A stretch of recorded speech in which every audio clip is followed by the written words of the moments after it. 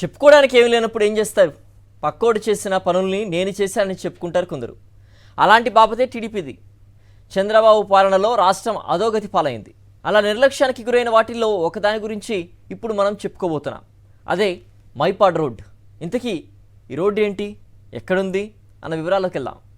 నెల్లూరు సిటీలో కీలకమైన రహదారుల్లో ఒకటి మైపాడు రోడ్డు. బీచ్కి వెళ్లాలన్నా, ఇందుకూరు మండలానికి పోవాలన్నా ఎలా చూసుకున్నా కానీ ఈ రోడ్డే ఆధారం.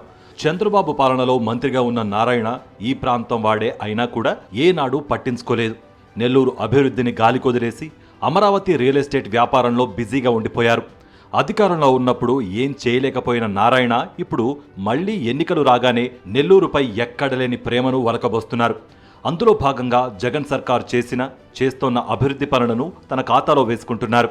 అలా మైపాడు రోడ్డు ఇప్పుడు ప్రజలకు అందుబాటులోకి రాగానే నేనే చేశానంటూ అబద్ధపు ప్రచారాలు చేసుకున్నారు. టీడీపీ చేశారంటే వాళ్ళ ఏ సంవత్సరంలో ఇది మొదలు పెట్టారో తెలిసిపోద్ది కదా.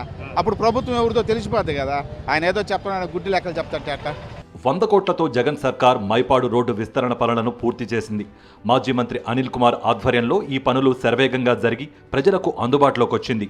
రోడ్లు లేవు, అభివృద్ధి లేదంటోన్న చంద్రబాబు, ఆయన తోక పార్టీలు పచ్చ మీడియాకు నోళ్లు మూసుకుని పోయేలా సమాధానమిస్తున్నారు నెల్లూరు వాసులు. గతంలో గుంటలు మెట్లు నారాయణ ప్రభుత్వం ఉన్నప్పుడు కూడా టీడీపీ ప్రభుత్వంలో ఈ విధంగా లేదు.